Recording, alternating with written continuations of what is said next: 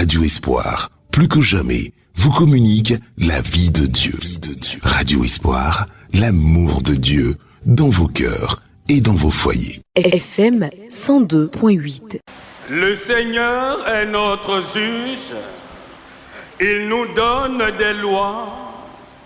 Le Seigneur est notre roi, c'est lui qui nous sauve.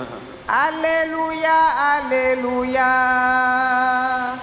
Alléluia, Alléluia, Alléluia, Alléluia. Le Seigneur soit avec vous. Et avec votre esprit. Évangile de Jésus-Christ selon saint Matthieu. Gloire à toi, Seigneur. Matthieu au chapitre 9, du verset 35 au chapitre 10, verset 1, et de 5a au verset 6 à 8. En ce temps-là, Jésus parcourait toutes les villes et tous les villages en enseignant dans leurs synagogues, proclamant l'évangile du royaume et guérissant toute maladie et toute infirmité. Voyant les foules, Jésus fut saisi de compassion envers elles, parce qu'elles étaient désemparées et abattues comme des brebis sans berger. Il dit alors à ses disciples: la moisson est abondante, mais les ouvriers sont peu nombreux. Priez donc le maître de la moisson d'envoyer des ouvriers pour sa moisson. Alors Jésus appela ses 12 disciples et leur donna le pouvoir d'expulser les esprits impurs et de guérir toute maladie et toute infirmité. Ces 12, Jésus les envoya en mission avec les instructions suivantes: allez vers les brebis perdues de la maison d'Israël. Sur votre route, proclamez que le royaume des cieux est tout proche. Guérissez les malades, ressuscitez les morts, purifiez les lépreux, expulsez les démons. Vous avez reçu gratuitement, donnez gratuitement.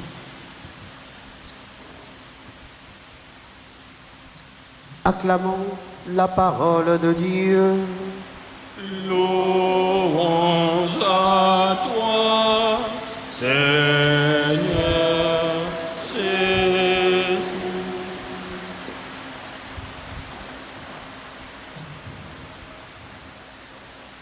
Frères et sœurs bien-aimés, nous célébrons saint Ambroise de Milan, évêque de Milan, à une certaine époque de l'histoire de l'humanité, de l'histoire de l'Église. Et pour l'Église, Ambroise est une figure emblématique, une figure très importante pour les questions de liturgie. Et dans l'introduction au début de la messe, on l'a signifié qu'il a été de beaucoup dans la production, aussi dans la qualité du chant sacré, du chant liturgique pendant les célébrations eucharistiques. Et saint Ambroise, aujourd'hui, que nous célébrons, est un modèle pour nous autres chrétiens, pour nous autres dans cette Église. C'est aussi de penser de temps en temps ou de songer à apporter notre plus dans la production d'une liturgie sainte et saine, belle et propre pour la gloire de Dieu et le salut du monde. Comme le dit l'une des préfaces, faisons de sorte que notre liturgie, nous autres chrétiens catholiques, notre liturgie nous assimile ici sur la terre aux anges qui chantent avec précision, avec honneur, avec ferveur pour la gloire et pour la louange de notre Dieu.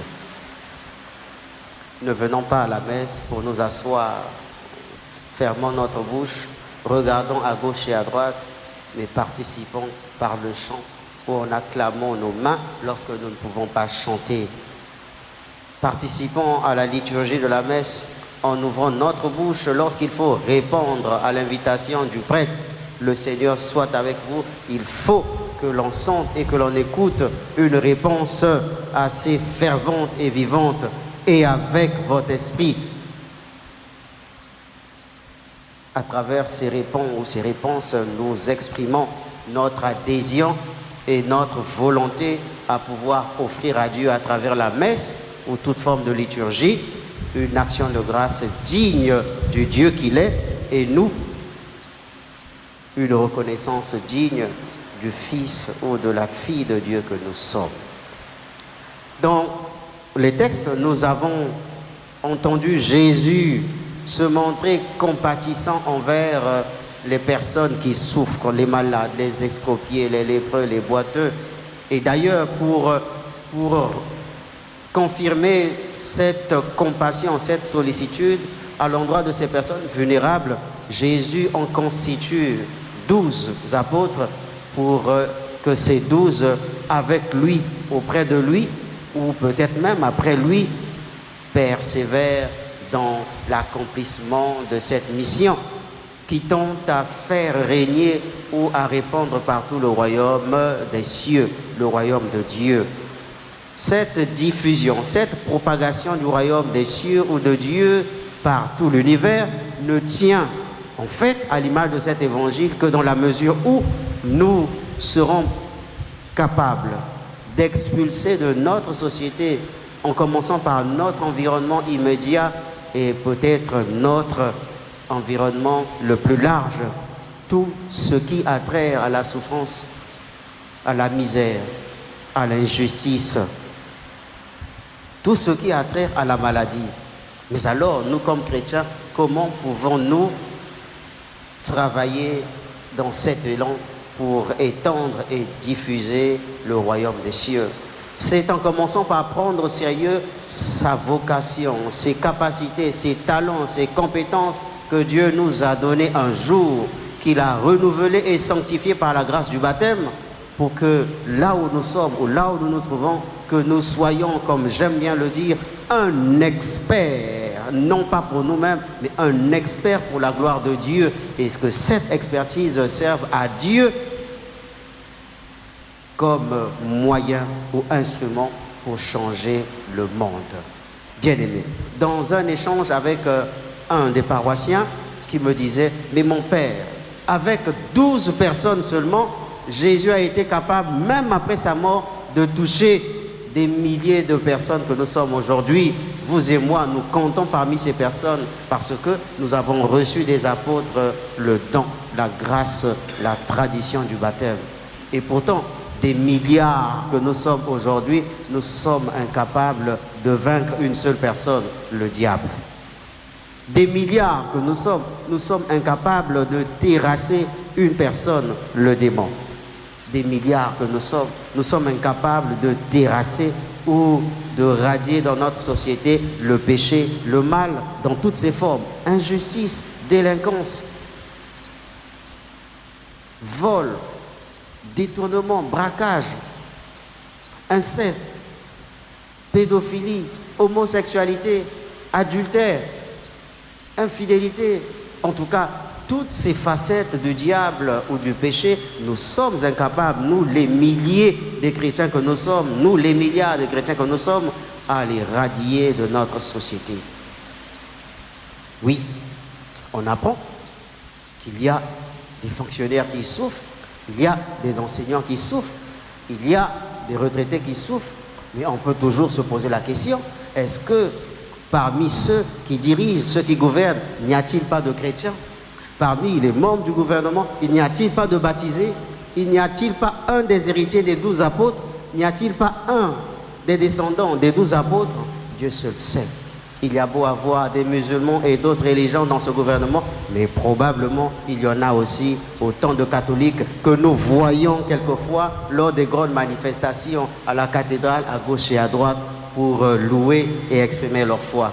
Alors demandons au Seigneur la force et la grâce que par cette prière, qu'il trouve le courage et que nous trouvions, nous tous, le courage que nous soyons de commencer par chasser et à mener réellement la guerre au diable, à Satan et au péché dans toutes ses formes, pour que le royaume de Dieu ne soit plus qu'une utopie ou un rêve, mais une réalité aujourd'hui et pour toujours. Amen. Radio Espoir, plus que jamais, vous communique la vie de Dieu. Radio Espoir, l'amour de Dieu dans vos cœurs et dans vos foyers. FM 102.8.